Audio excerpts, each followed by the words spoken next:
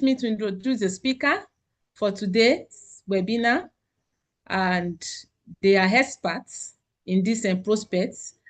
And the first person I will introduce now is Dr. Leslie Adogame.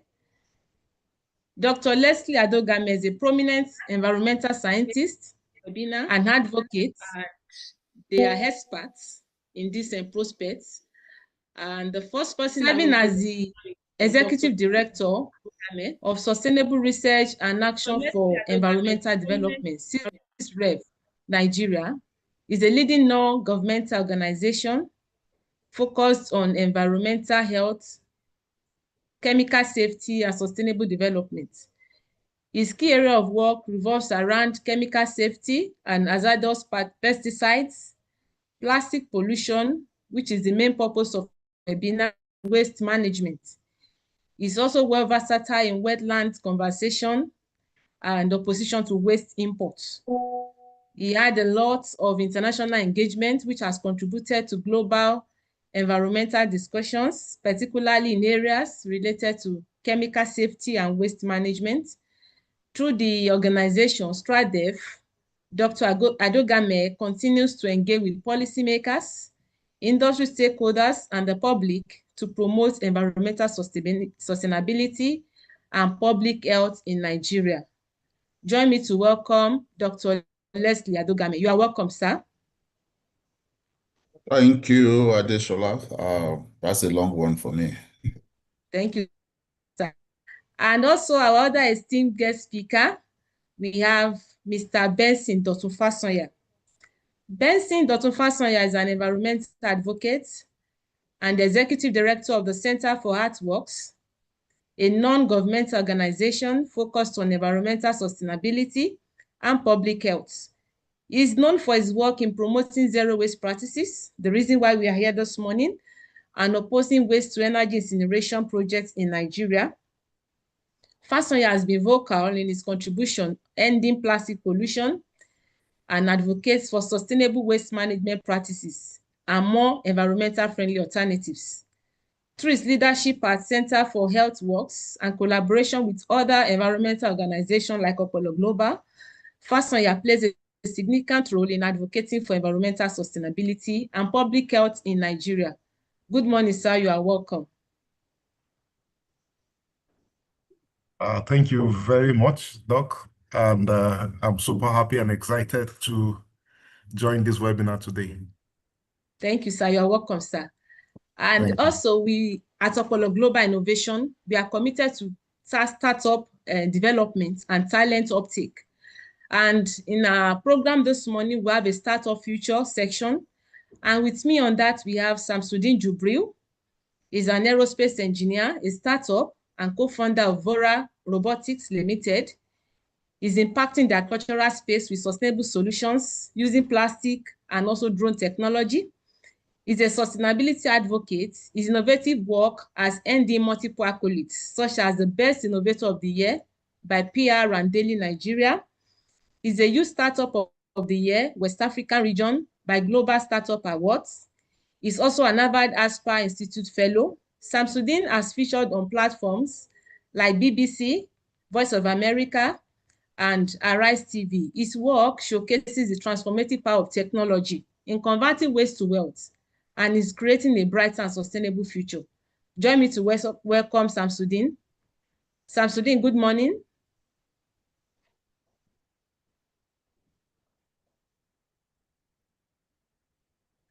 Okay, he's on the call. He will join us at the right time. Thank you. Okay, good. Hello, good morning. Hello, Samsudeen, good morning. How are you? Sorry for my network was kind of fluctuating. Okay, nice having you on the call. Thank you so much. Thank you, you're welcome. And now please permit me to introduce my organization, Opolo Global Innovation. Is a leading innovation enabler and incubator accelerator. We focus on empowering talent to become global innovators, and we create a platform to thrive. We congregate entrepreneurs, investors, thought leaders, just like we are doing through our webinar series, to sensitize and inspire sustained growth across the company country. And also in line with our climate change focus, we engage stakeholders to advance environmental sustainability, and we are a company that is environmental compliant with initiative for a cleaner planet, while we leverage innovation to develop startups, and with strategic focus on digital innovation skills and enterprise as our social impact focus. And as an innovation and enterprise development firm, we have our national footprint across 6 tertiary institutions in Nigeria. We have it University of Ibadan, University of Benin, Rivers State University, ATBU, BUK, and Obafemi Awolowo University. And it will interest you to know that in this location, our innovation hubs, students are waiting to listen to the experts on how to convert waste to wealth. These are things we see in our environment, and currently we have them onboarded in innovation hubs across the 6 geopolitical zone in Nigeria. And I believe the outcome of this engagement will bring a collective action in having a safer and cleaner environment. Once again, you are welcome to Opolo Spotlight Spirit series, and I want to welcome everyone for coming. And we can engage, because of our time, we'll not be able to ask everyone to introduce, but we are most important. You can engage on the chat box. Let's know you, introduce your name, what are the sustainable solutions you are working on, and we'll take it off from there. Thank you so much. Once again, you are welcome. Now, without wasting much time, we want to commence the training, the session now. And let me introduce Dr. Leslie Adogame. Is the Executive Director for Sustainable Research and Action for Environmental Development, to make his presentation. You have the floor, sir.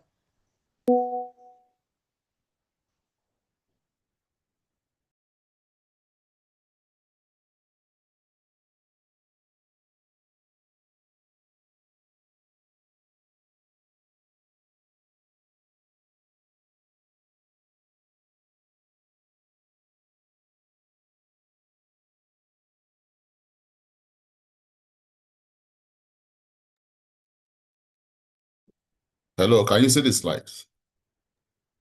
Yes, sir. Okay, all right. Thank you very much. For time's sake, you've done the introduction already, and if you permit me, I'll just move on to a few slides I've tried to put together to unpack the subject matter, and just a further reminder, in line with what you have said, that this event is highly, highly commendable as one of those series of activities being put together to mark the World Environment Day. And I just want to say that it's a pleasure to speak at this event, and appreciation goes to the organizers, Opolo Global Innovations. I've been asked to speak on the subjects of sustaining plastic-free future as it regards to my choice, my impact. So I will just go straight away into the slides. It's not changing yet. I don't know what's happening.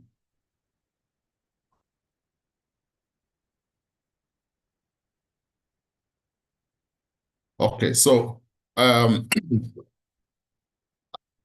on these slides, you see, I just want to introduce the contents. I have a very few time to spend on this paper. I will just give a context by way of introduction, then talk a little bit about Nigeria plastic industry. I have put this together with the understanding and recognition of the fact that the audience here is cross-cutting and multi-stakeholder, cutting across students, practitioners, experts, and all that. So what I have put here is at least some parts. If you don't benefit from all parts, at least you will see one slide that speaks to you.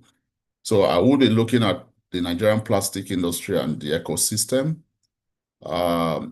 It's important to underscore, again, the plastic menace kind of response, taking it from global to local. Then I need to go into in depth with the understanding and problematizing the single-use plastic, which is a big problem today. I talk about the environment and economic aspect of alternatives, but if you say one thing is bad, then you have to provide alternatives.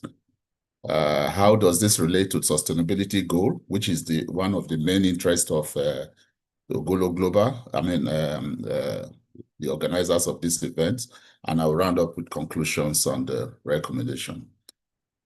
So just join me, because again, like we talked, we mentioned earlier, is an awareness reason, and we know we are very grateful. Particularly, I'm most excited that the UN system, particularly UNEP, have chosen this year's World Environment Day with a very, very good focus on plastics.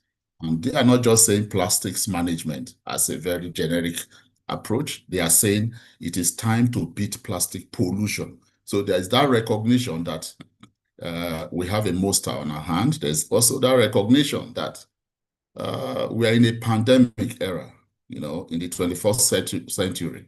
Why? Because products that we have regarded as essentials, very useful to our life system.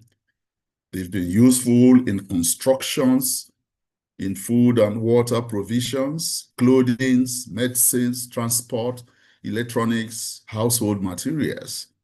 I don't think there's anybody who will say, yes, it's totally campaigning against plastics. But the message is the, very unsound use of plastics. The production of unwanted plastic is what we should be speaking about. And I think this is really the message here, especially when you talk of end-of-life plastics and the ones we call the problematic plastics. These are the ones we should be talking about. And this is the interest of the whole world. So we are saying that this is the challenge we face in this human race in the 21st century, even though the industrial growth happened at about, the industrial revolution, basically. It was around 1945 to the industrial revolution, funding into plastic sector. Now we are swimming in a plastic cocktails, so we just have to find a solution. What is essentially the problem? To underscore the problem is that globally, today we have about 400 million tons of plastics produced annually for different purposes I just mentioned. But of this, the single-use plastics is most daunting. It's almost looking unsurmountable. But there's a solution. Very problematic. And it's a major contributor to what we're talking about. And the interest here is we understand that studies recently have shown that, not even just recently, that plastics persist in the environment. They don't biodegrade because of their precursor, because of their primary, the basis of which they are made, the polymers and the monomers that constitute the polymers. So this is the challenge. The figure you see tells you how long it can decompose. And I just take some example. Toilet roll, for example, 1 month. Plastic bags, 10 to 20 years. Cigarette wraps. As a matter of fact, if you don't know, the major reason why cigarette is toxic and is being seen as carcinogenic is because of the plastic constituents. The filters are made of plastics. So 10 years to biodegrade. Cardboards, 2 months. Fish hooks, 600 years. Plastic cutleries, 100 to 1, depending on which they make. So on and on and on. Diapers, 450 years. So you can already imagine the legacy plastics that are in the environment where we are now, because not even our third generations in terms of biodegradation can get them out of the environment. And we're adding more. So this is why we have a global hue and cry about plastic being managed immediately. Because if we're talking of sustainability, sustaining the future, it means about the current generation living harmoniously, such that the future generations to come won't cause problems for them. And as a matter of fact, we are already causing problems for the current generation. A lot of problems is here with us, and that's what we're going to talk about. Now, in terms of, let's just look at Nigeria, why this is very key, the subject matter of plastic. In terms of oil and gas production, you know that we are, our GDP on that is high. We export a lot of, petroleum product, and we are not an oil and base economy. So it means that the monomers and the polymers that produces plastics are all right here with us. In addition to a lot of them being imported, which I also talk about. As you can see, we're a net importer of plastics, which is a big challenge, which is in its raw form, is typically made from oil. I'm sorry, I'm taking you back to 2019. I should be showing figures, beyond, very recent. But import of plastic as at this time to Nigeria amounted to about $1.7 billion. And that is talking about resins, which are the main polymers. That is the polyethylene, polypropylene, polystyrene, PVCs, and all that. But what is key in this Nigerian situation is that the large consumption of these resins is found to have support a lot of plastic manufacturing sector. Whereas studies have shown that just less than 12%, because a global average of recyclables is about 20% of all the volumes of plastics that the whole world produce. No country actually has the capacity to recycle more than 20%. Nigeria average is around 12% or even 10%. So what happens to the remaining 80%? It goes to landfills and dump sites. So this is the picture we are painting. This makes Nigeria one of the largest, Africa's largest importer of plastics in primary forms. And this is even entrenched in our national policy on plastic waste management. It's recognized as a basis, while some sees it as an income spinning opportunity. But again, we have come to the realization that, yes, you can begin to say plastic helps to grow the economy. But if you don't manage it well, you'll see a downturn because it comes with its own negative, disadvantages as well. So Nigeria is ranked 9th top countries out of 192 countries having coastal generating mass of mismanaged plastic. This is the challenge. We produce a lot, we import a lot, we cannot manage them. So what is the sense in this? I'll just go straight by saying that, of course, we have a lot of companies that produce plastic diapers, bottles, rakes, plastic bottles, caps, biscuit wraps, all this. They're a big employer of labor. There's no doubt about that. But the question is, how can we continue to churn out these huge volumes of plastics into the environment, mismanaged, and yet we expect growth? It's not possible. It's not going to be easy. So an estimated 16 million plastic water sachets are consumed in a day in Nigeria. So just imagine 60 million plastic sachets of water produced on a daily basis. You don't even need this data. You go to the street, you see all of them. We do not have any EPRO system. As a matter of fact, I do not know how an EPRO system can manage sachet waters. And yet we are hearing some government officials say, no, we can't ban sachet water because it's a major, livelihood for people and all that. So there's danger here. The sketch or the graph you are seeing there is just to show you what I've talked about. Nigeria, Egypt, Algeria, and South Africa among top 10 countries producing the largest amount of mismanaged waste. So Nigeria is key, both by population and both by material production. And this is where the challenge is. The challenge is in mismanagement. So this is where the hue and cry is in terms of plastic production and use. Without necessarily sounding alarming, in case there are young folks in this platform or generally those who might be very, very concerned, of course, it's enough to say the bad news is Nigerian plastic problem has gotten way out of hand, which is why every effort is being put in place. But there's a good news somewhere, which we can latch to right now.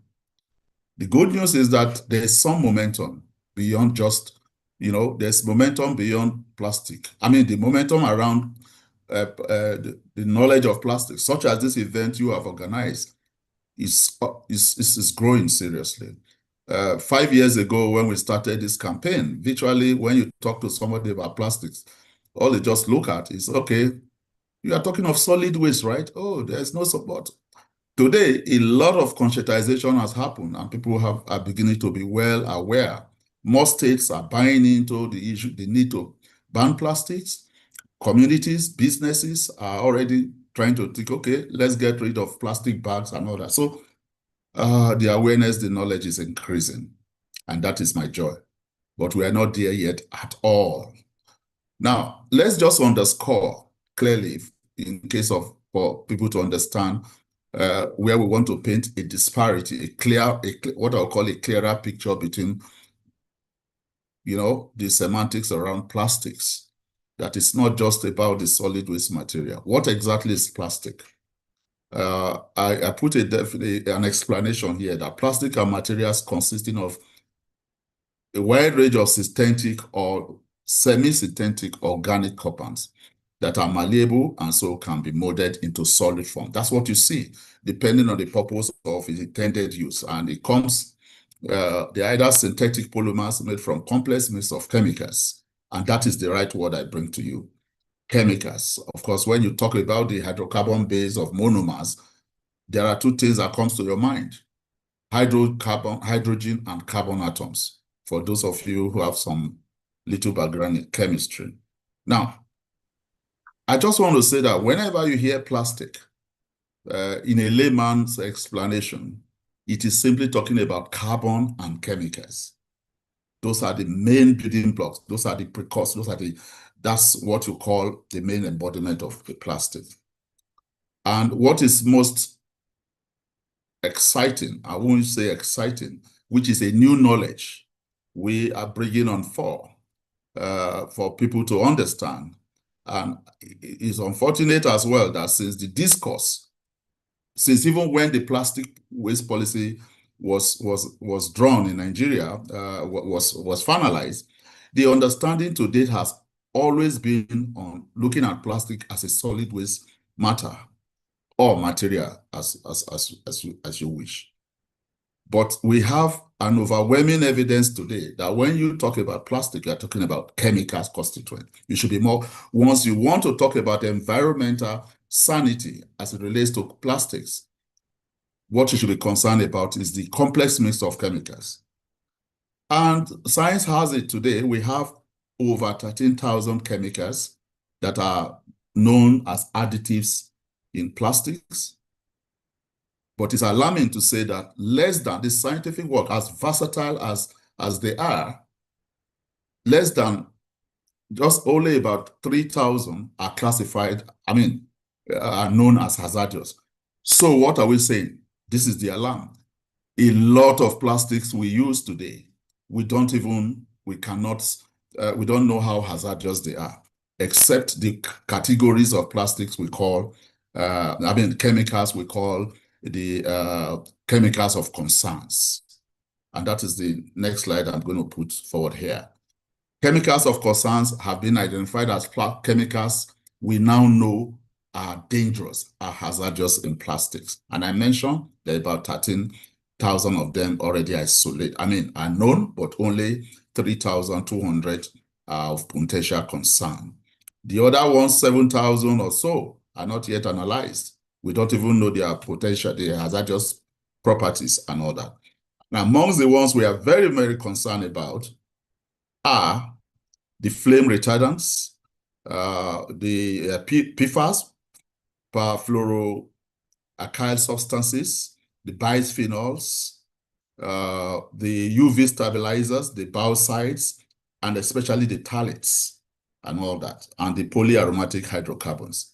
All these have been identified, isolated in plastics, and once you hear plastics, literally every majority of plastics, apart from the ones that are organic, are made from this. I think somebody needs to mute. Okay, I go on.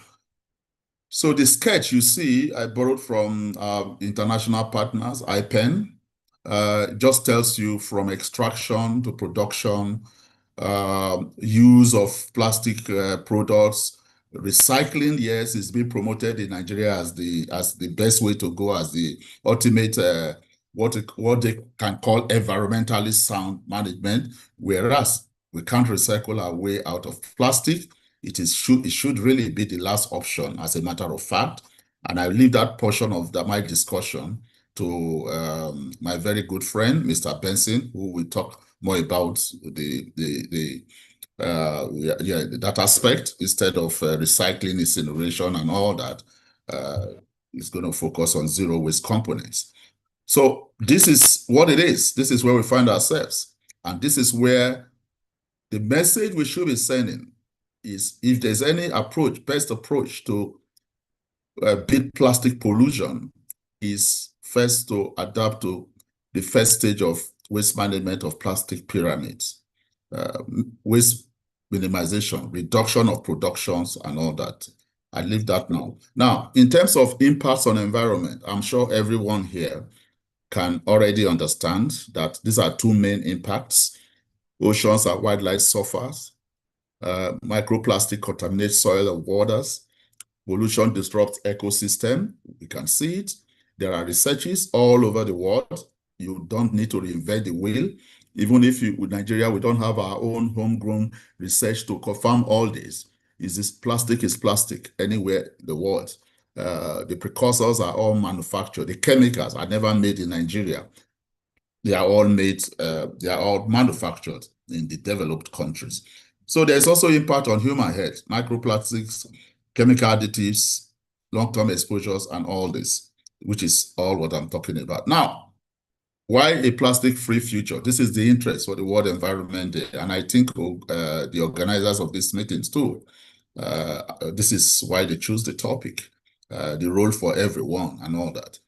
Of course, to ensure a cleaner and safer environment, promote healthier livings, because if you can live, it is not just enough for us to be profit.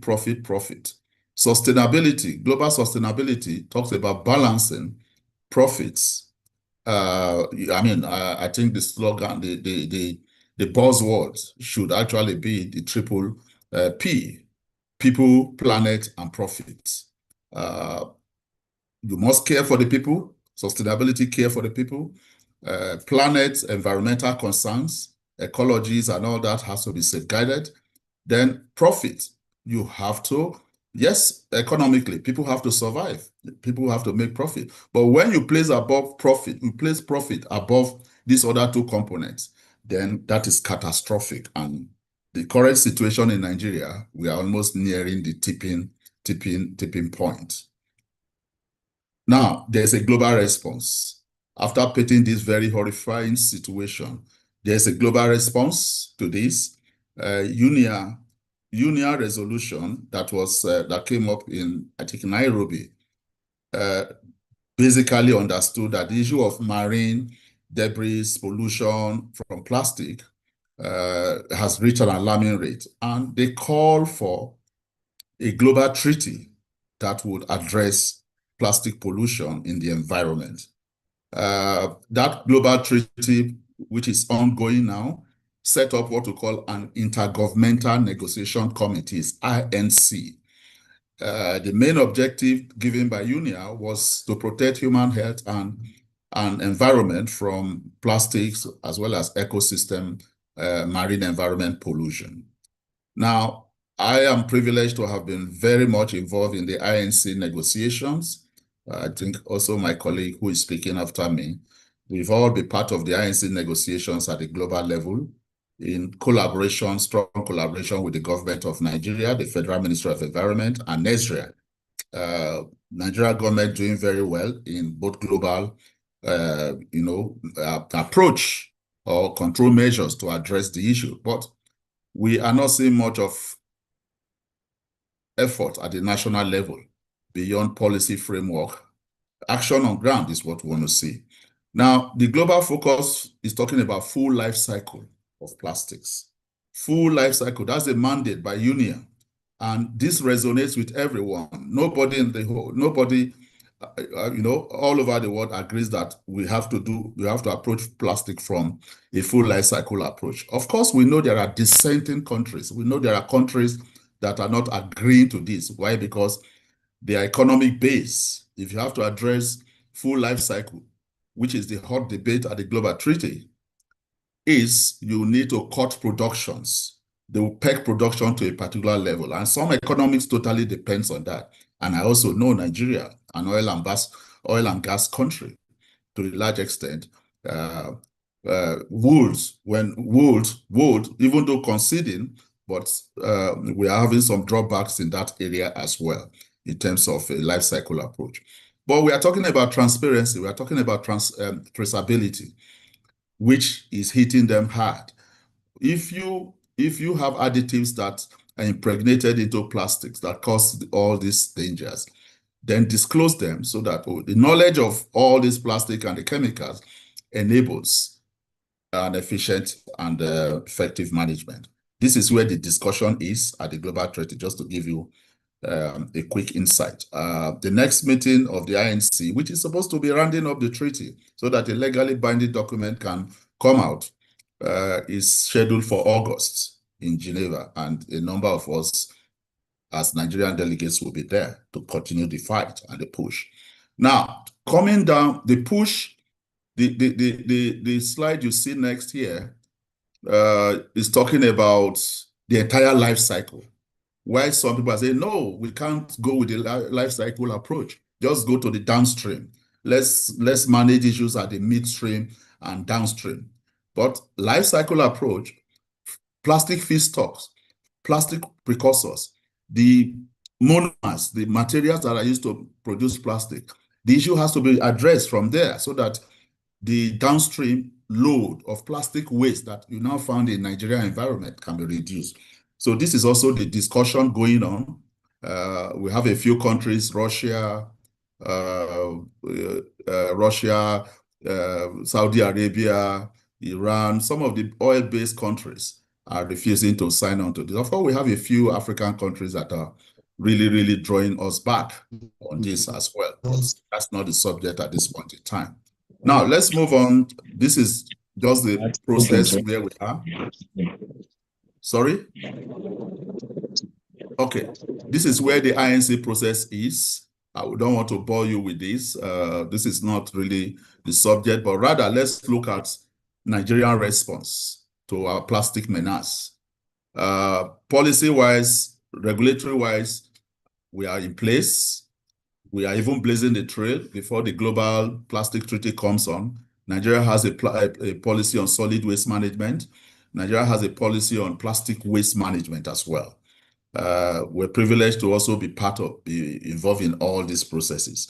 We also know that different EPRO frameworks, EPRO for Food and Beverage Recycling Alliance, FIBRA, very popular. This is the largest sector of plastic production in Nigeria, the food and beverage sector.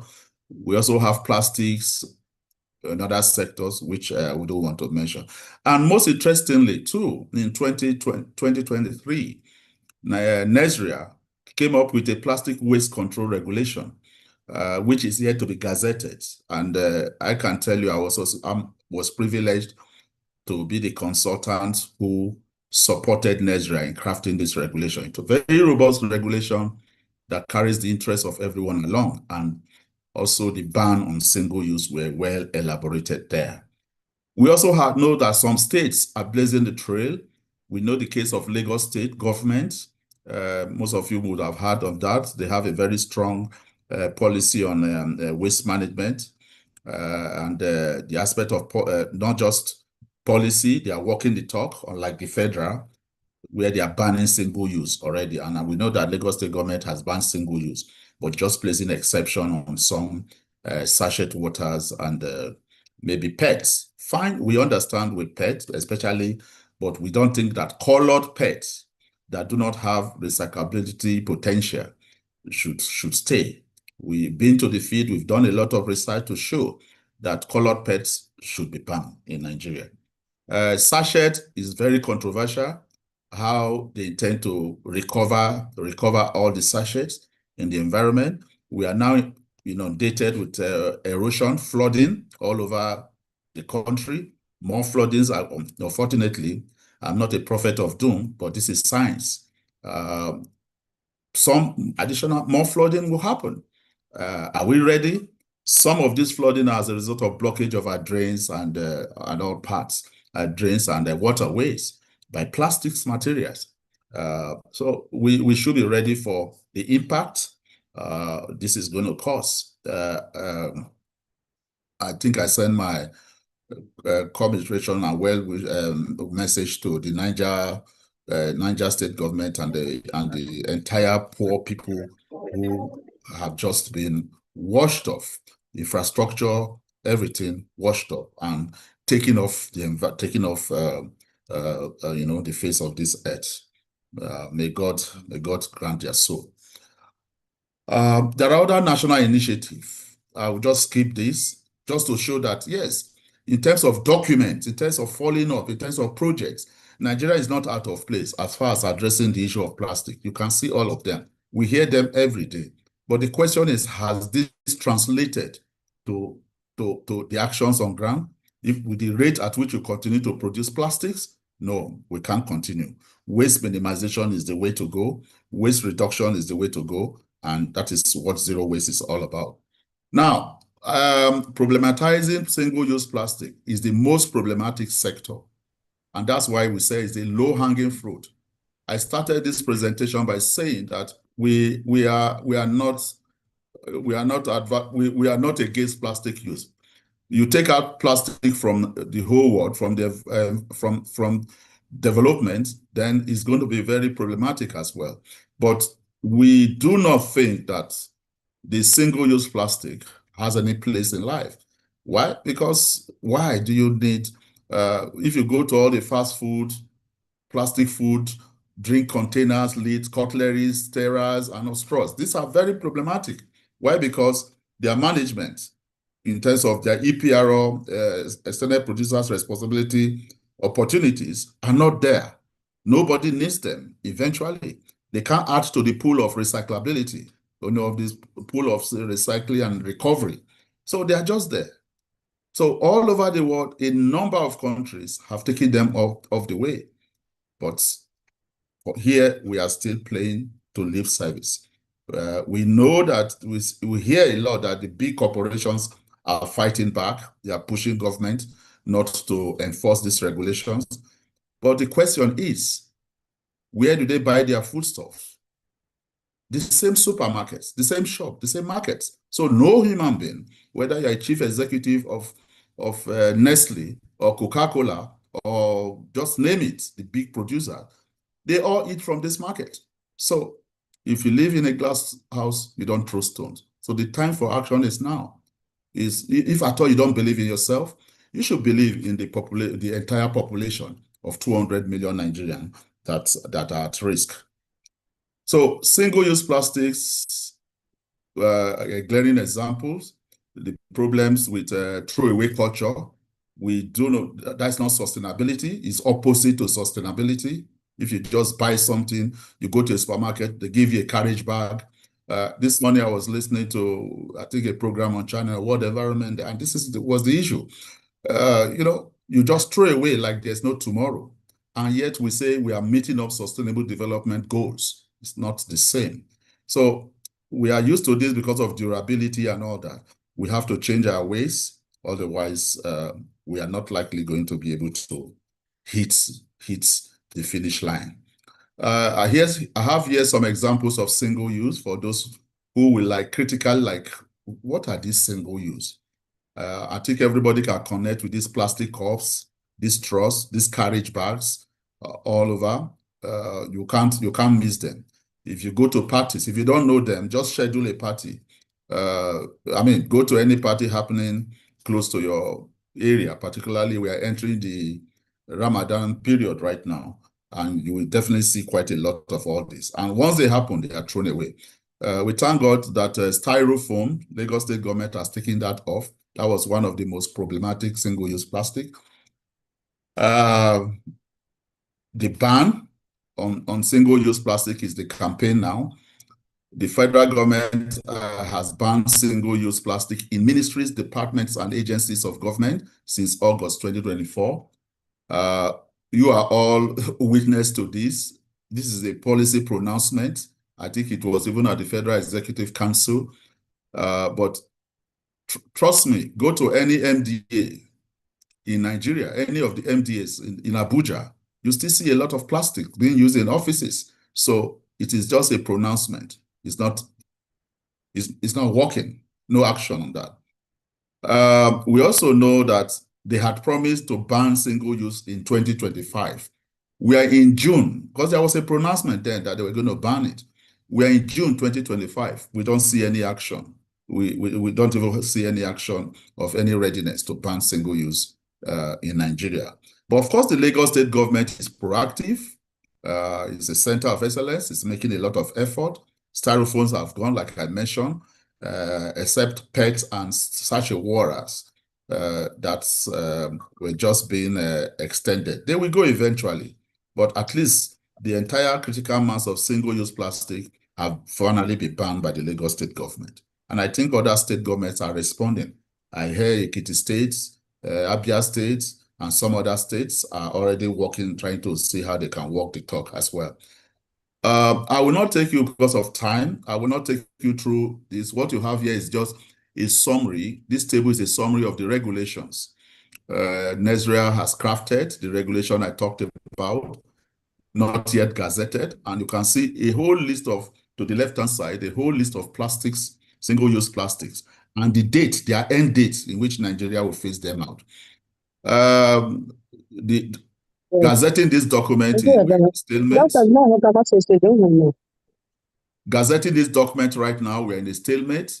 I call it stalemate because no action up to now. The NESRIA, the agency of government, have done their part very well, completed this process. But I think this document is hanging at the Ministry of Justice and maybe some other MD or those to give approval. I don't know where it is. We know it's hanging around the Ministry of Justice, no action. And it is important at this World Environment Day for civil societies, for academicians, for all of you on this platform to put a voice to the need for the federal government to immediately walk the talk. Regulation, this regulation should be gazetted so that we can, it's one way. My friend, Fosoya, who is going to speak after me, is going to talk about another approach. I'm taking it from the policy point of view in terms of what we, all humans, should do in our respective home, in our, bringing in the zero waste approach. But regulation is one thing we can't do without. If we don't regulate people all over the world, regulation is working, and I don't see why we can't embrace it in Nigeria. I think by way of rounding up is just to say that there are environmental and economic aspects of sustainable plastics. There are plastics alternatives that are very useful. They are from bio, they are from organic products. I'll show quite a lot of them now. But the advantage is that it reduces greenhouse gases emission, it reduces solid waste, as well as reduces pollution. This is the advantage, and this is the interconnection between plastics and climate change. If you are able to move away to alternatives, then you can also potentially reduce GHGs. Just to summarize that the environment, economic, and human costs associated with the ongoing use have become pervasive itself. And to truly understand the value of alternatives, it's important to put the price of plastic pollution into perspective. And that's not what we are doing in Nigeria. We are not putting the price, the human cost, the disposal and cleanup expenses to plastic. Once you factor all this cost into our, our economic livelihood, charts, but you see the cost, then nobody will advise you on where to intervene or how urgent you should take action. I just leave this for you to look at. I won't bother to look at it. Just naturally occurring polymers and materials.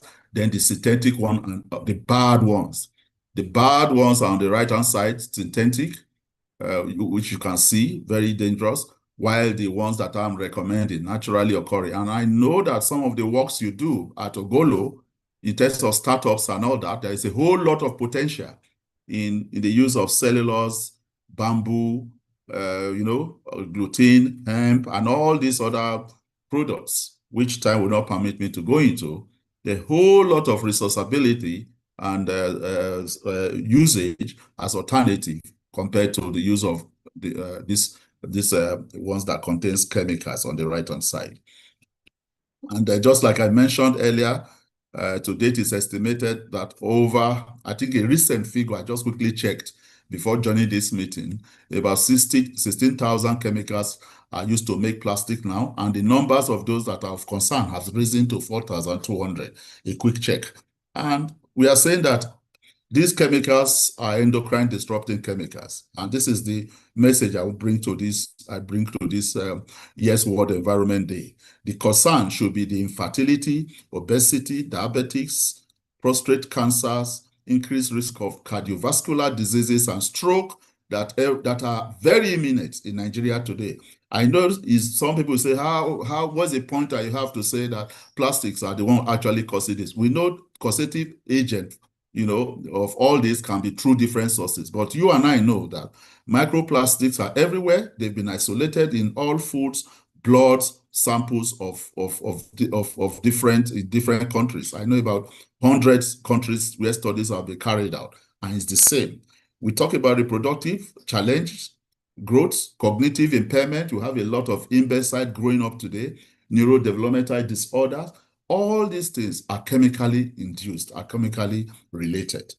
I refer you to a technical report if you want to get more updates, Chemicals and Plastic, released by UNEP and Basel Convention on May 2020, just very recent. And there you will see the highlight on women and children that are particularly from all over the world susceptible to these toxic chemicals called plastic.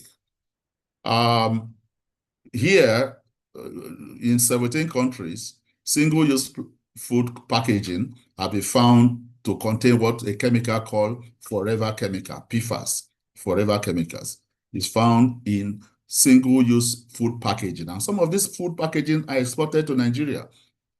McDonald's, KFCs, our delicacies, Burger King, Subway, all these eateries, studies have found that they have inconsistent use of PFAS and PFA-free, packaging materials. So there's a whole lot of studies going on, and more studies will reveal, but the one we know already are already alarming. This slide just talks about natural polymers, the alternatives, plus plant-based polymers and animal-based polymers, which we can embrace. I will be rounding up with these slides, examples of organic polymers you can shift. Initially, I showed, for those of you who are into startups, bamboo straws is very well pronounced in Indonesia. There are toothbrush with bamboo handles and all that. You can see them. There are even plates made from banana leaves. And there are plates. So when people say, oh, if you switch from this, what else? What are the alternatives? I'm providing them now. We even know them. There are plates and bowls produced from leaves of plants called areca palm. That's an example. Look at bags, shopping bags made from papyrus and baobab fibers, weaving containers from invasive water hyacinth. Water hyacinth that's supposed to be an indicator of pollution of all our waterways. People are harvesting it to make bags. And you can see examples. You have compostable coffee cups all from organic alternatives. A lot of other examples and researches have been done. University of Cambridge Catering Services goes on a zero waste approach for food provision since 2015, and many other institutions. I leave my colleague to speak more on the zero waste component. Alternatives in terms of reusable objects, you can see them. They are designed for reuse. All of us these days will now carry refillable cups, reusable stainless steel cups or water bottles, aluminum buckets, and reusable stainless mugs. All these are reusable. They are now designing. And I know many of you there are doing a lot of upcycling in Ogolo. There are potential areas for upcycling as far as alternatives to plastics. I will just keep this slide because of time. Agenda 2030 for us to attain it. 13 targets, you see target 6, SDG 6, 11, 12, 14, 15. If we have to meet up, if we have to comply, we cannot say we are conforming to SDG if we don't beat plastic pollution. In conclusion, it's neither possible nor desirable to remove all plastic from the society. That's a known fact. But alternatives can have a significant role in reducing our dependence. The use of alternative must be part of a broader strategy, which I've just talked about, particularly for packaging and single-use items.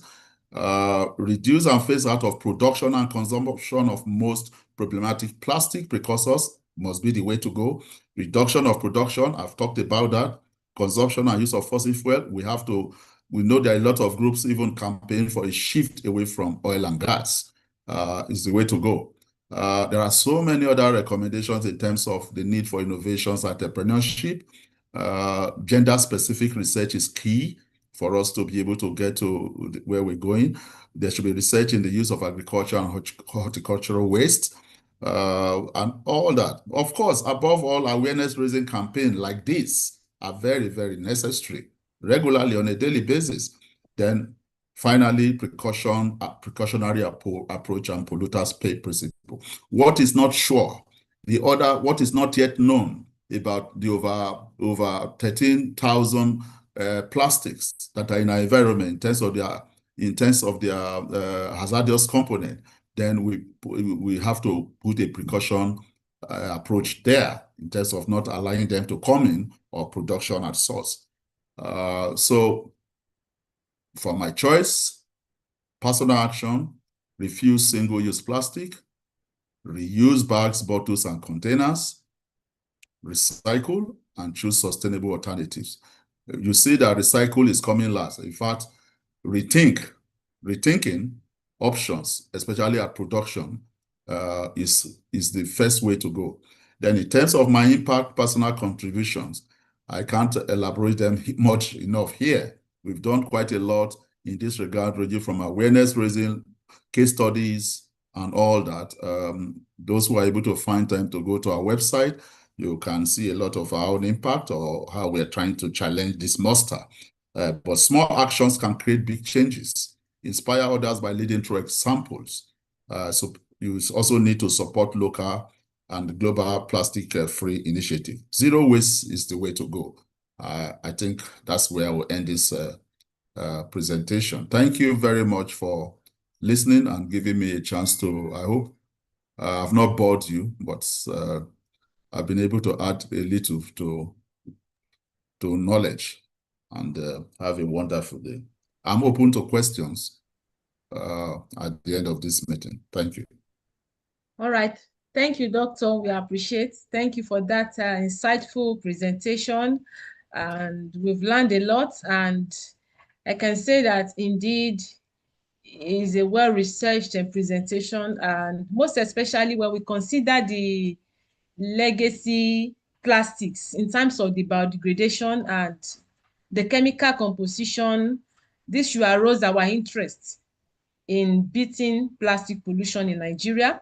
And more also, based on the paper documents, there's need for us to take action. That is the essence of this program. Individual action, collective action. We go a long way in ensuring sustainable future for every one of us. Thank you so much, sir. We'll take the question and answer immediately after the second presentation because of our time. And we have another tip again to our startups across our 6 innovation hubs in Nigeria. This is a go-to for you, though we have some startups with clean tech and some other ones. And this is another area where you can leverage your innovation in terms of eco-friendly alternatives. And I believe the next presenter will do justice to that. Thank you, Doctor. We appreciate. Now we'll move on to the second presenter. We appreciate everyone still listening. We have Benson Dr. Fasanya is the founder and executive director at Center for Arts Works. You are welcome, sir. Thank you. Thank you very, very much. And once again, happy World Environment Day to all our listeners and participants on this webinar. I'm actually blown away by the volume of information that Doctor was able to share. So thank you once again. Doctor is, of course, has been an inspiration to us. He has always been, guiding and, giving us advice. So thank you once again, Dr. Leslie. And that is also a challenge, when the overall boss has spoken, sometimes it's difficult to even come and make a presentation. Well, I'll do my best to just focus on some of the key components. So let me quickly share my slide.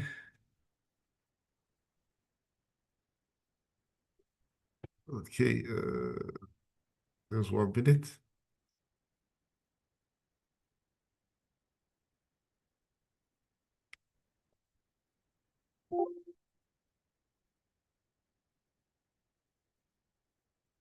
Good.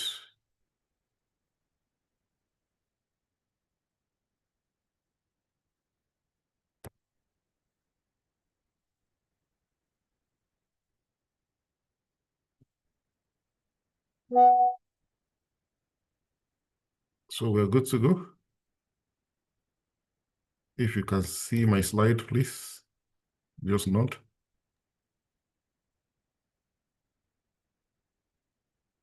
The slide is up.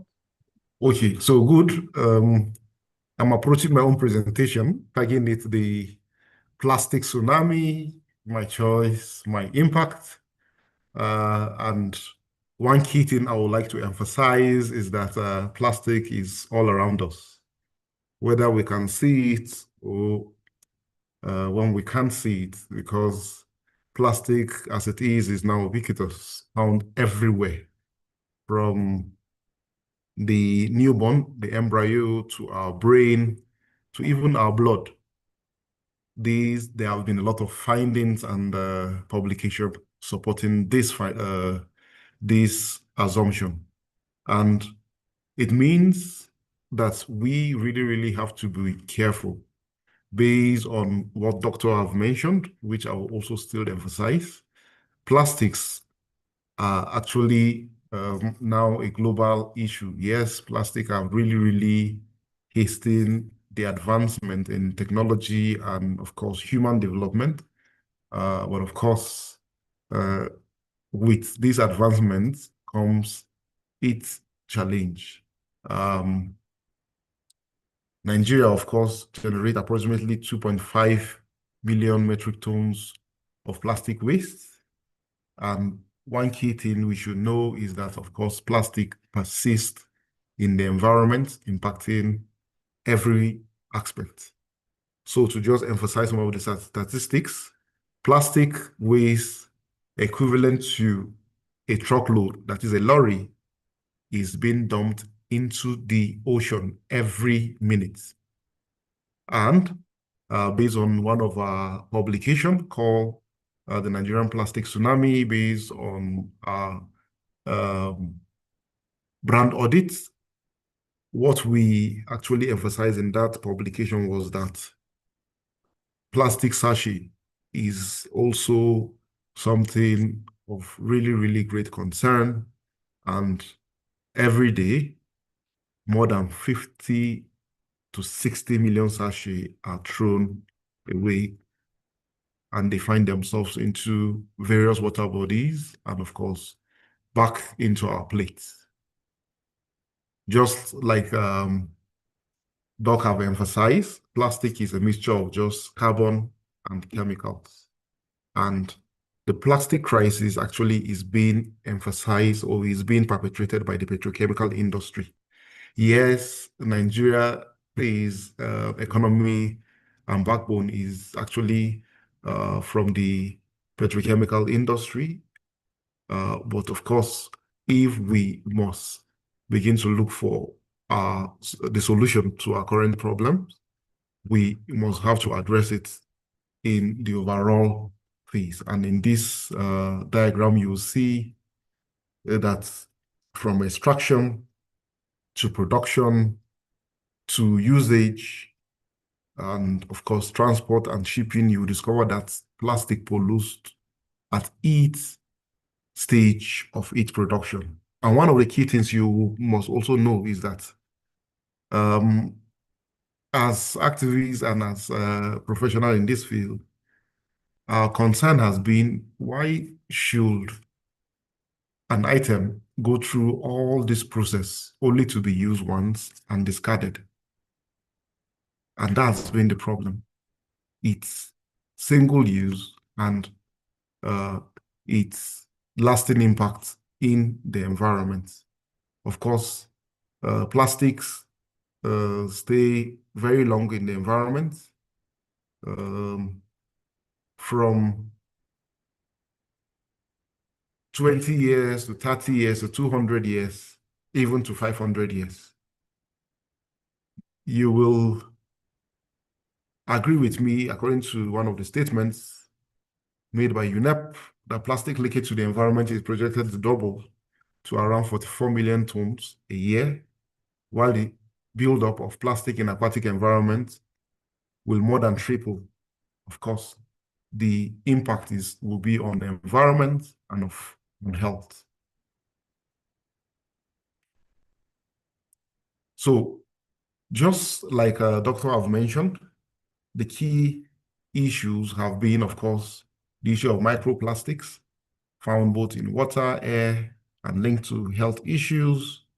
Another key issue is that plastic actually help in breeding a lot of parasites and disease vectors.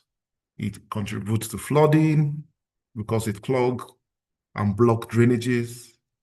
Also, plastic pollution exacerbates inequality. You discover that a lot of people in the high, well-to-do areas end up bringing their waste and dumping in communities, in slums, because most slums hardly even consider waste management as an issue. Of course, when you look at plastic pollution, it also reduces the fertility of land because, of course, it prevents roots from getting the needed nutrients in the soil. Another key thing we must also know is that for every ton of plastic that is actually burnt, it releases 3 tons of carbon into the atmosphere. And we know carbon is very much linked to our climate change. So if you talk about plastics, then there is no way you can run and not talk about climate change. So going straight to what my own personal action has been, of course, as an individual, I've always been fascinated with data. So one of the key things after learning about this issue of plastic pollution, what I've been doing is, of course, in trying to get data. How do we do so? We do so through what we call the brand audit. The brand audit has been very, very useful, developed by the Global Breakthrough from Plastic Movement. The whole idea is actually to identify the brands who are actually responsible for our plastic pollution. And one of the key findings in Nigeria is that we know that there is a lot of unbranded items that cannot be traced to a lot of companies, causing huge amount of pollution. The top polluters have remained Coca-Cola, PepsiCo, BG, and the Wright brothers. So this have actually helped us to use this in advocating and for policy, and then of course creating awareness. Another key thing personally that has been helpful to me is of course talking about the issue, creating awareness, and then advocating for reuse. Where possible, instead of taking or using plastic, I use cloth, ceramic, or bamboo or paper. These are actually very good alternatives which can be used. So one of the key things right now we are trying to advocate for as a big solution is the reuse.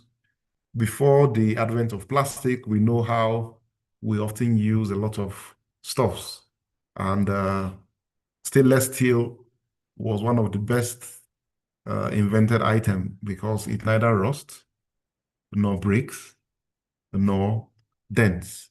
So, and it can be used for so long.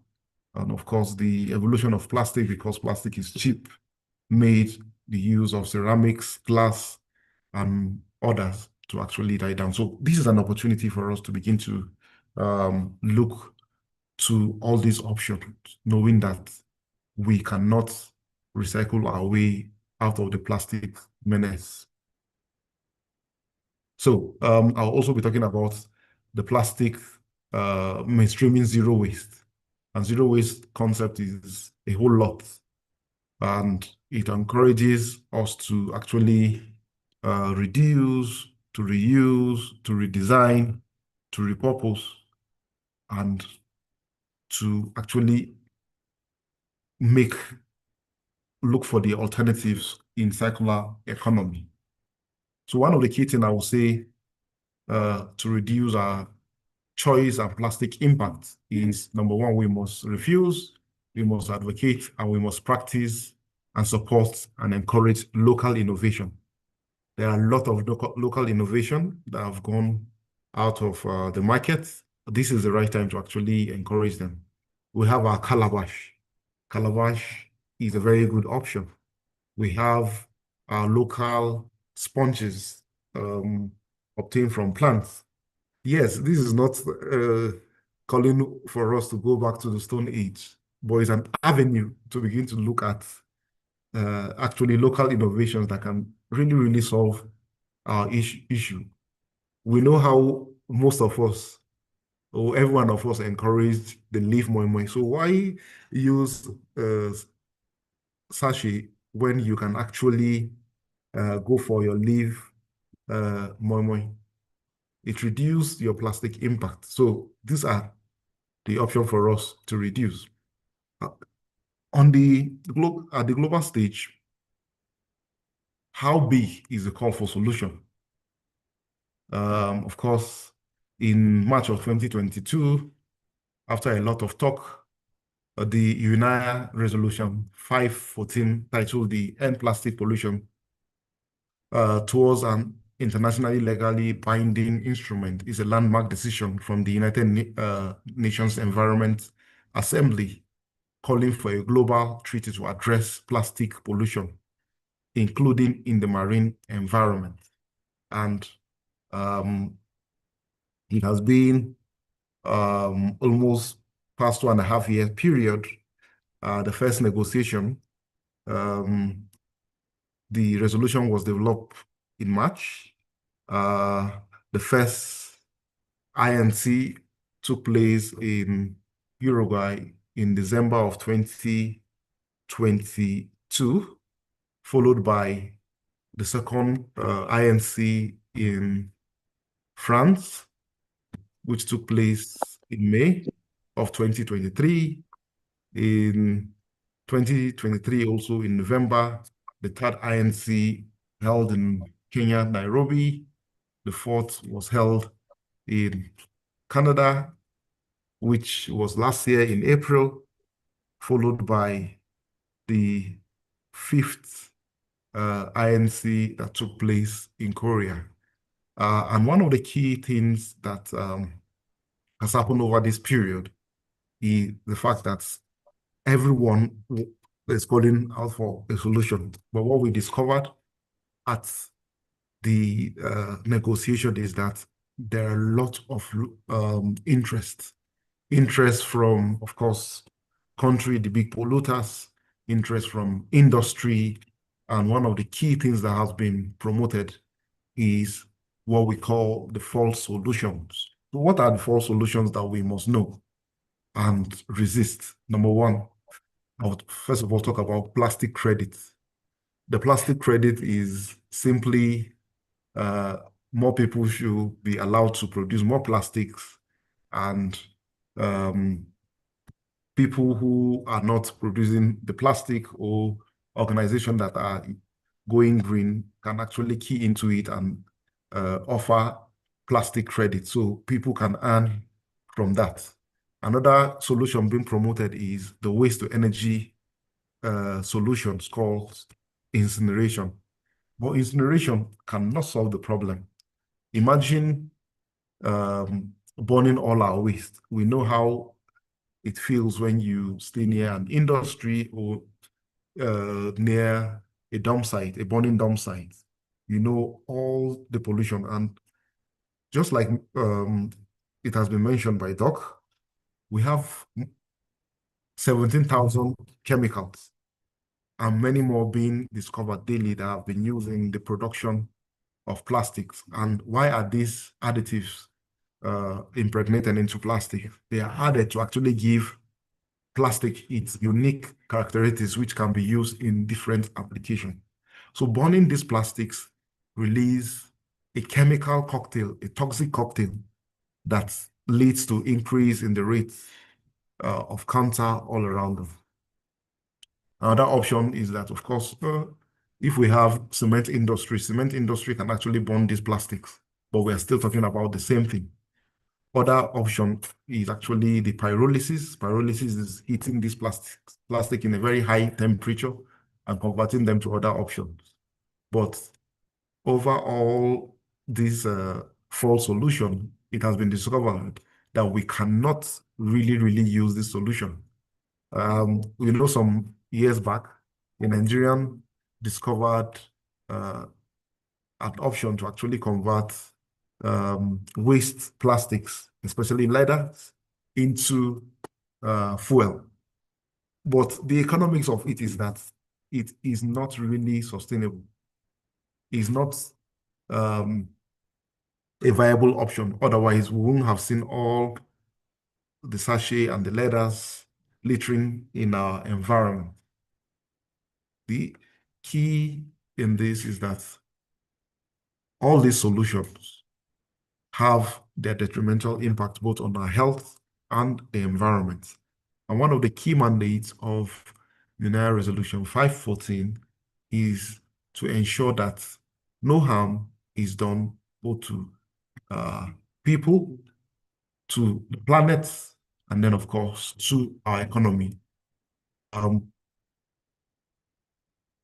last one is, of course, another technology called plasma arc, plastics to fuel,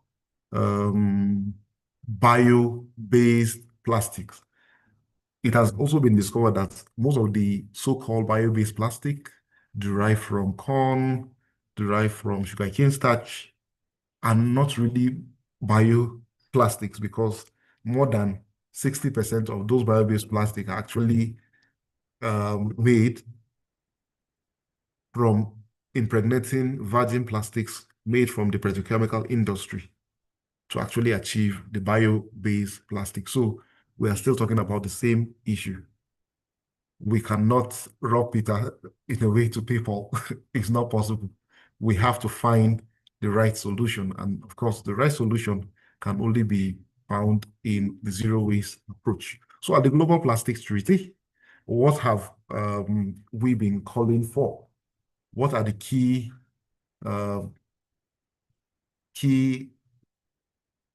points that civil society and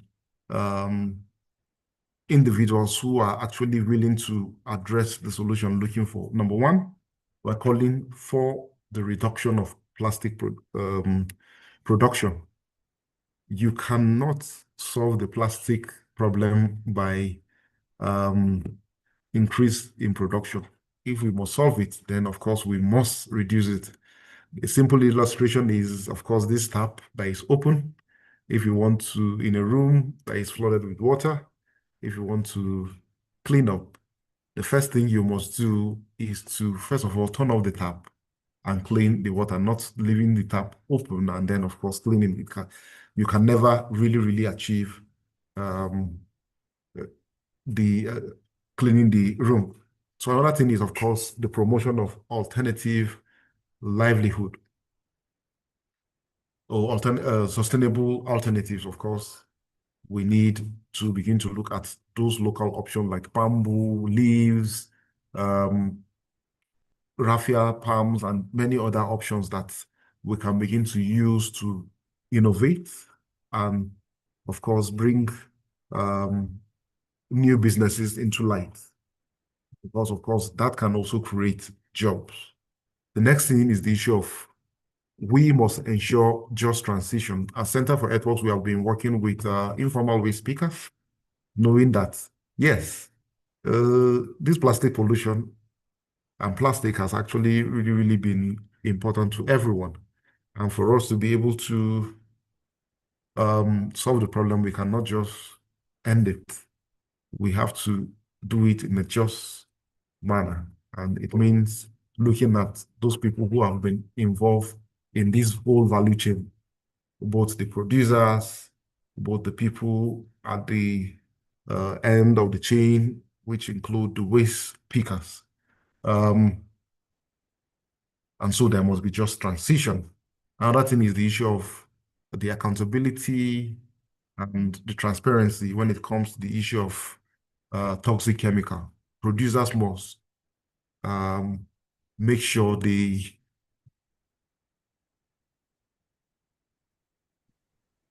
operate with corporate accountability. If we must solve the plastic pollution, there must also be financing. So we are calling for a dedicated fund to actually handle and solve this plastics problem. One last thing is, of course, talking about human rights and justice, as well as supporting national action. These are some of the key points being promoted by the civil society. And of course, just like Dr. have said, we have been working closely with the Nigerian delegation and other African delegation to actually push for these positions. And the next INC will be happening in Geneva, which is called the INC 5.2. We hope that by the end of INC 5.2, we should be able to have a legally binding treaty, and then, of course, the conference to begin to see how this implementation can happen. So what is this zero waste hierarchy that we must look at to be able to ensure that we solve the plastic crisis? The first thing is, at the top of the hierarchy is for us to rethink, to redesign, to refuse. When we do that, we are, we are going to have innovation. Another key point at the top of this hierarchy, the zero waste hierarchy, is that we must reduce, we must reuse. And just like I've mentioned in one of our key points at the treaty, we are calling for production reduction. We are calling for transparency, and we are ensuring that if we have the option to repurpose or to repair or to reuse, those are some of the key things we should look for. Because when you look at the waste hierarchy and this reuse option, you discover that reuse, repair, and repurposing can actually create a lot of jobs as it happens. Another key option that we must look in when it comes to the waste hierarchy is recycling, and composting. Of course, when you look at composting anaerobic digestions, we are focusing more on the organic components. And what is not acceptable are those materials that cannot be recycled or be reused. And of course, that's when we are talking about some of the toxic waste. So this zero waste hierarchy was, of course, developed by the Zero Waste Europe. Is a group, and it has been used as the zero waste hierarchy, and I believe it's very, very simple.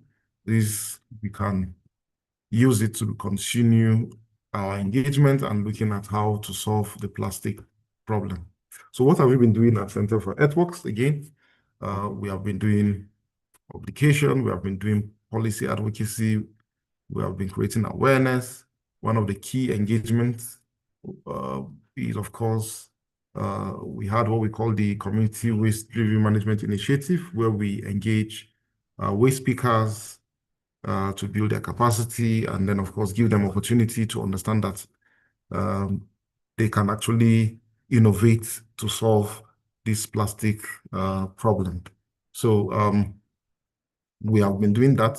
In this presentation, at the end, you see links to some of our publication. The question is, do you want to also begin to look at solution? The first thing you must do is to say, yes, I want to be part of the change. And of course, it has to start with self. Then you have to engage and mobilize communities. You have to build partnership. And of course, that's why we must work with one another, and noting that one whole person cannot solve the global issue. So you have to partner. You must also design and test run. And then, of course, you must monitor and adapt. So if we want to solve the plastic issue, we must follow this approach, designing and implementing solution. Because when you have a model, you can be able to replicate it, and then, of course, scale up. One of my key questions is to ask, what role can you really play? And of course, for now, to understand the issue, you can engage and participate in cleanup. You can personally promote plastic-free practices. You can join groups to actually advocate for local policy. You can choose to educate others. And if you're in the academia, there is a lot of research gaps and opportunity for you. So please do so. And of course, I'm calling on the Aqualog Global to also begin to inspire students to choose sustainability and together to co-create. So it's an opportunity for us to the solution is not just so far. This is one of our picture together at Paris, myself and Doc, of course, at the Nigerian decks. So thank you very much. We always say this in Center for Earthworks: simple ideas backed by constructive action can actually create a change. So let's be the change we want to see. Thank you very, very much. Wow, thanks so much. We appreciate your presentation, and well, I would say that for the global, we are open for partnership and for collaboration, because we believe to make an impactful engagement in sustaining environments is not just a one-man business. And just like I've said, community engagement, just like this, we should not just stop on World Environment Day. It should be seasonal. It should be something that we should look up to. And the change starts with us, myself, yourself. We are in for this. And a key takeaway from that is supporting local innovation, which has to do with embracing sustainable alternatives to plastic pollution. Yes, we know there's a transition, but then how do we transit from here? We have to embrace our sustainable solutions in driving pollution in Nigeria and beyond. And this is a call to a startup. A lot to do with all these innovative materials and resources available with us. Let's take advantage of it. We appreciate you, Mr. Benson Dr. Fasanya, for this presentation and sensitizing us about the right solution, taking the right step now. We've known that there are some false solutions, but we need to go in the right direction. Thank you, sir. We appreciate. We'll take the question and answer shortly after the startup feature. We have Samsudeen Jubril, aerospace engineer. Are you ready for us to show us how you manage plastic waste? Okay, thank you, Samsudeen. You are welcome.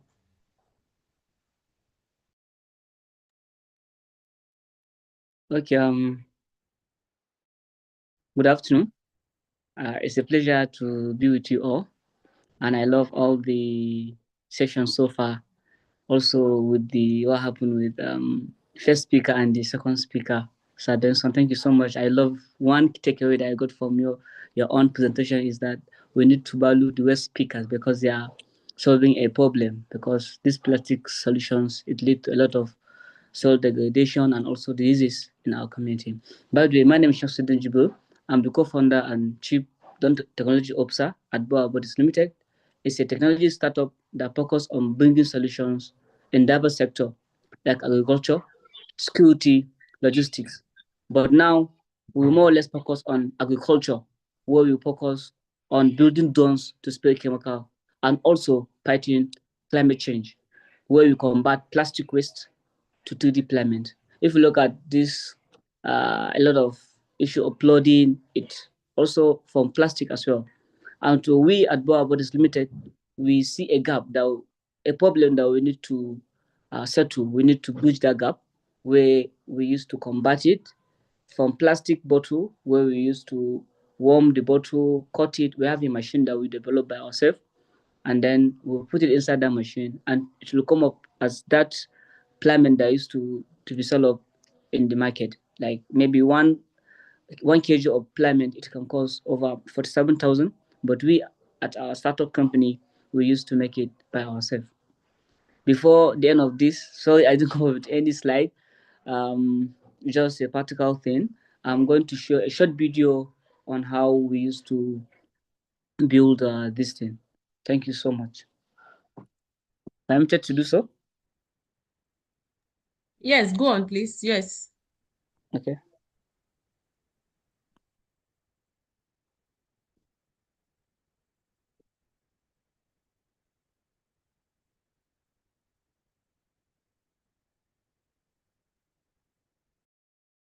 Okay. So, okay, can you see my screen? No, not yet. Okay, okay. What about now? Can you see it now? It's just coming up. I'm just seeing the... What about now? Okay, okay. Okay, where is it?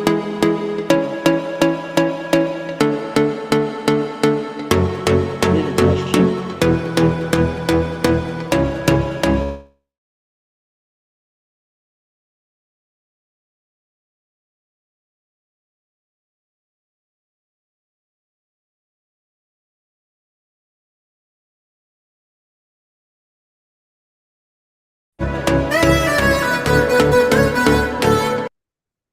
Okay, basically this is what we do. We are open for partnership and partnership, collaboration, and so much more, just to continue and also eradicate this issue of plastic, because plastic solution is a very bad thing that we need to solve. Thank you so much.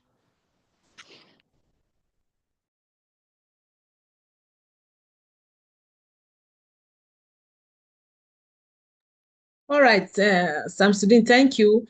Though the video came shortly and we can't speak what is there, but the media will help project now to show us the video so that we can see and also make comments and also collaborate in driving plastic pollution. Media, please, are you set?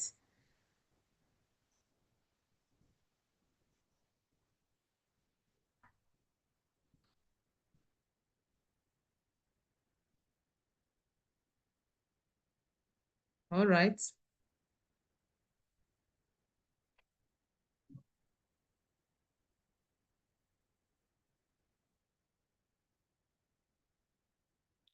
Waste to wealth. The plastic materials are being converted to 3D filaments.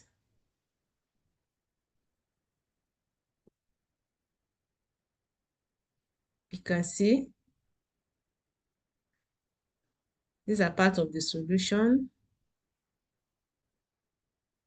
Ponvora Robotics. Thank you so much, Jubril. We appreciate. Thank you. Thank you.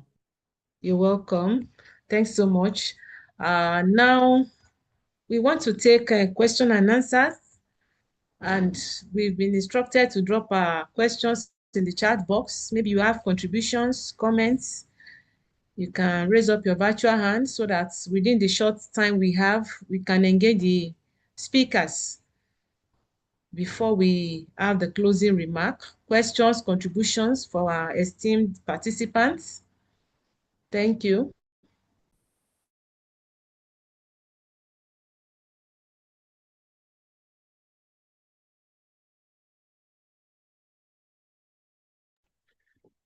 All right, I think our participants are dropping the questions now. I will read one on the chat box, and we have our speakers to do justice to that. From Bukumi Olotu, thank you for the profound presentations. How can we put pressure on our governments to enforce these sustainability practices? How can we put pressure on our governments to enforce these sustainability practices? Doctor, please kindly respond to that. Yes, sir. Thank you very much. I think that's a very, very proactive question, a very good one at that, in terms of the person who asked the question clearly understood where the problem is. That the problem, if you need to regulate, if you need to, it's just like what Mr. Fasea mentioned in terms of closing a tap.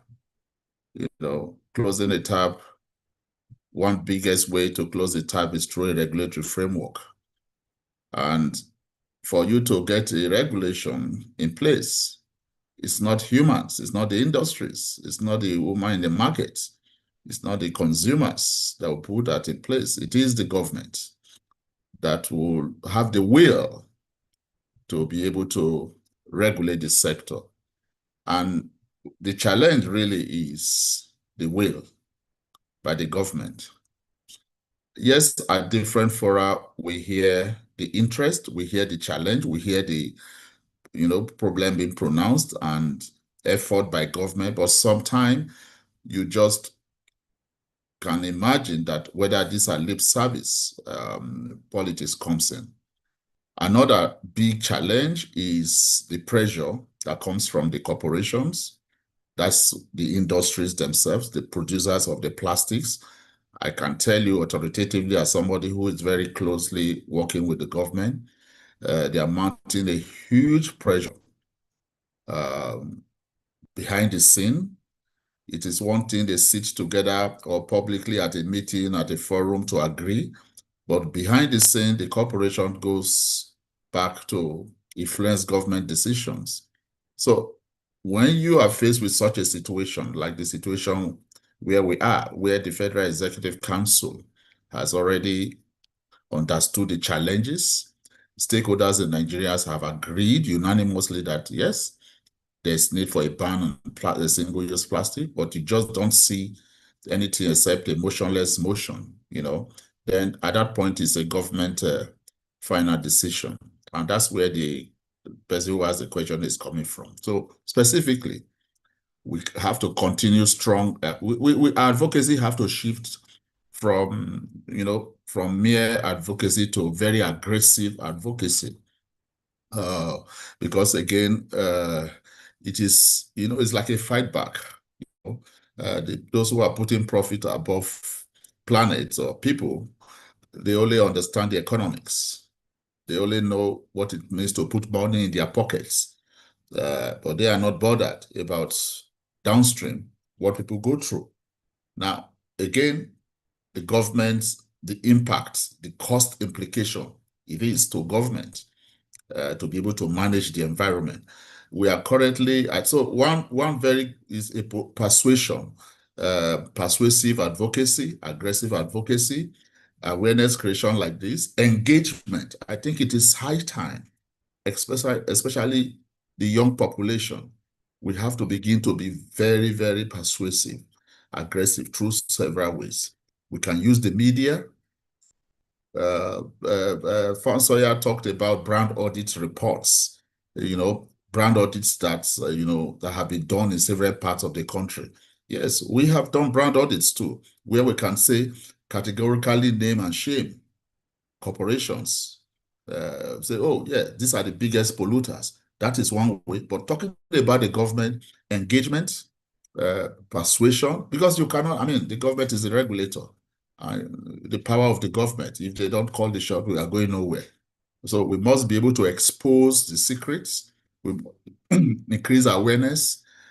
Most importantly, facts, alternatives. And this is where the Ogolo team comes in. Whatever is happening on the ground, the startups, with regards to alternatives, because one other fear that the government is having is if you take off these stuffs, especially the single use, how will the economic respond? And this is what they are putting to the government, the industry is putting to the government. Alternatives are not there. So, this is it. So these are ways I think we can pressurize the government, develop good case studies, good alternative startups, upcycling practices to show that, yes, the vast majority, and just like Fortuna mentioned, if you move to the alternatives, it's a big employer of labor. This is where the wealth is. This is where SME is supposed to be boosted. But we are not encouraging that. We are just focused on the approach that are not sustainable. So pressure groups on the government, a lot of media work, naming and shaming the industry so that they can step down and listen to the common man. These are best approaches. We are doing it. We're engaging from our own organization. We are doing that. And just like Foshua mentioned, with his organization, we've always been representing Nigeria from the NGO point of view. In those meetings, we're discussing with government at every meeting. And that's why they carry us along in the discourse. But like I told you, it is one thing to sit on the table, to agree, but the action is at the top. The industries, when they want to meet, they don't meet at the desk office level of the officers who understand. The recommendations goes to the top, but it's not left from the top hierarchy to take a decision. We are getting there, pressures on the government. Thanks so much, Doctor. I appreciate that response, and I know you've done justice to that. Just to add to what he said, and Okpolo Global Innovation, we have the young population as a growth factor, and I think it's time for us to put data to action and let people know about the sustainable alternatives. When you are presenting a change and you make them to know, okay, don't be afraid. When you are turning from this side, you are better fit here. And I think driving that will create more pressure on the government, taking advantage of the young demographic and the technology. And I must tell you that innovation sits at the heart of this tertiary institution, and there's need for us to announce it for a sustainable development in Nigeria. Thank you for that, sir. Briefly, because of our time, I will take the next question from Toluwani Emmanuel. Thank you for this highly educative program. How can advocacy be made for more funding towards ending plastic pollution in Nigeria? And a rider to that, can we say polluters should pay? I will put this to Mr. Benson, Dr. Fasanya. How can we advocate for funding? Because we startups too, they need funding, and it's so critical in developing an end, making sure an end comes to plastic pollution. And do we charge or tax polluters? Thank you. Yes, I will start with the last question that talks about taxing and polluters to pay. Yes, one of the key call at the INC, the plastic treaty, is of course the need for a robust and implementable extended producer responsibility mechanism. So when that is actually put in place and implemented by the National Action Plan, what we do is that we will have all polluters paying. And of course, if we have our polluters paying, they will, begin to look for other options and innovation to actually invest their money in. So that is actually very, very good. If you see the tertiary institution fund, that is the third fund is actually just a contribution from 1% of different companies that actually makes up the third fund. So if the extended producer responsibility fund is actually being built and being channeled back into the system, we will have enough capital to work with. Another thing is, of course, the issue of the funding. Advocacy is very, very critical. Every state have what we call the ecology fund, which has really, really not been put to good use. Advocating and engaging the government will help unlock those ecological funds. And then one of the key things I was also add to what Dr. said, in addressing the issue is making sure that we build relationship with our policymakers. Is very, very important. For you to be able to push for change, you must be able to build relationship and you must be consistent. Know this on this kind of issues. You cannot just use one day, one approach, one engagement to solve the issue. You have to be very, very, very consistent. And consistency requires you to actually grow in the process, to show solutions that work, to also tell them you're in this for the long haul. So I hope that has answered your question. Thank you. All right. Thank you, sir. Thank you, sir, for that response. And I think we have two more questions here, which we'll quickly look into. The first one is, what is the role of carbon credit in the control of plastic use, especially in low and middle income countries? The role of carbon credits in the control of plastic use, especially in low and middle income countries. Dr. Sir. Okay, thank you for that very interesting question. I'll start a response to that by first of all saying the problem we are challenged with is plastic pollution. And plastic pollution is a wicked problem. It's categorized as a wicked problem, just like the climate change problem.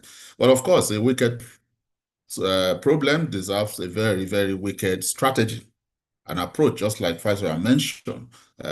All has to be on deck. Approach to it is not one-way jacket.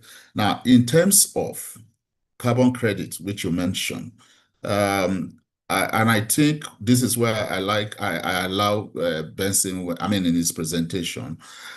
Carbon credit is one of those forced solutions, one of those greenwashing solutions that the industries or those countries benefiting from continuous pollution are using and going to continue to use to dissuade us. And just straight to the question because of time, for low and medium countries, developing countries like Nigeria, we cannot subscribe to carbon credit for plastics because essentially, if you embrace carbon credit, it is just another way of saying continue the tap. Why? Because a credit is somewhere, credit that can never be realized. I remember very clearly so many years, more than 10 years ago, when the concept of reducing emission for REDD+, reducing emission for deforestation and afforestation came up. The first thing was carbon credit. And I can tell you, after the clean development mechanism of the climate change, I do not know how many countries in the developing countries have received, even the afforestation and planting of trees programs and all that.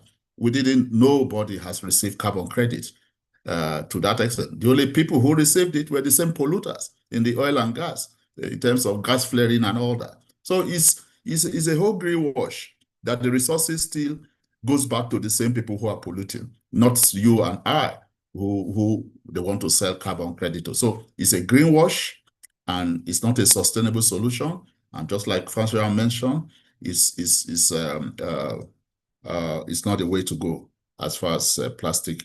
Best way to go is zero waste and all that. And just to also add quickly before you close up, that I think there was this question, the issue of polluters pay principle. I think that's very correct. The EPRO framework is still very weak and voluntary. It's not yet perfect. Nigeria is trying to see how it can work very well. It's also an issue at the global level, but Nigeria has blazed the trail to even put it in its regulation. The plastic waste regulation there, which I told you I was part of, enshrine an EPRO framework. And I know that guidelines, the framework is already ongoing in Nigeria by the plastic producer. The only challenge, even the plastic waste policy, the plastic waste policy of the country agrees on a pollutant pay. But like I mentioned, it is one thing to have it on document. It is another thing to get the polluters to pay. And this is where pressures group collaborations between different groups is encouraged. We are ready as an organization. We do quite a lot from both ends, from conducting research to action. Thank you, Besson. We do research to inform action. We work with grassroots, we work with government. We know the secrets, we understand, we know the policies from global flow to the local level. So there's nothing they can hide from us. And that's why we are always working with them, the policymakers, so that we can fashion the best way to solve the problems. All right, Doctor, so we are ready so to much. collaborate with your team, startup team. There's a huge potential here. And somebody talked about how to advocacy for funding. Please, yes, sir. This is where the conversation should start from. We can work together to generate opportunities or funding mechanism that can even help to support what you do. Maybe in subsequent bilateral meeting, we can talk more about this. All right, sir. That's very great, and we'll look forward to that. And because of our time, we'll take the last question. Are there any successful zero waste plastic initiative? I think Mr. Benson can speak to that shortly before we wrap up the engagement. Okay. It's no longer on the he call. left for another meeting. Yeah, I think the time is fast spent. I can just tell you, yes, there are quite a lot of zero waste practical initiatives. Yes, time will not allow us.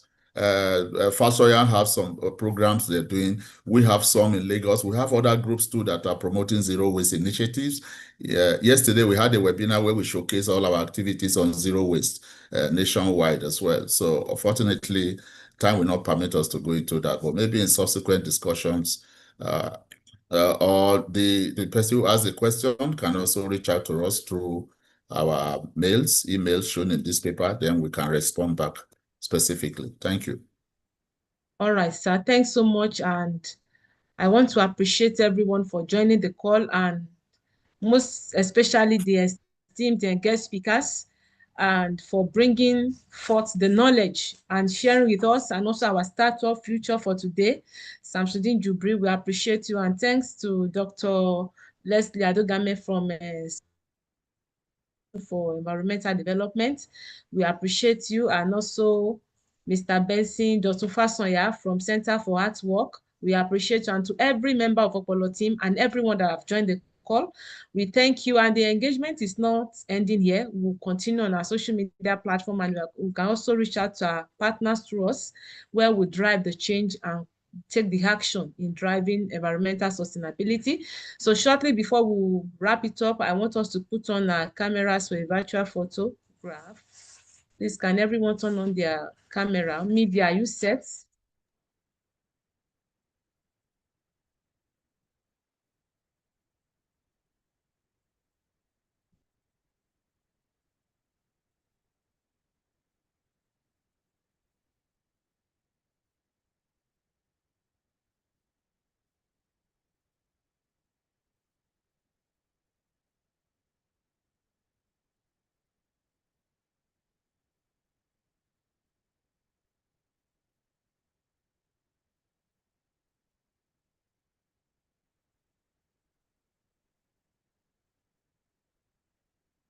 Okay, please, let's put on our cameras, please.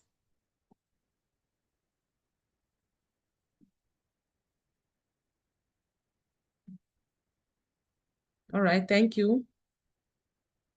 I think we are good to go. The media. Done. Thanks so much. We appreciate everyone, and we'll look forward to more engagements and driving environmental sustainability. Thanks so much, and I wish us more cleaner environments, and we hope for a sustainable, free plastic future. Thanks so much. Bye, everyone. Thank you. Bye.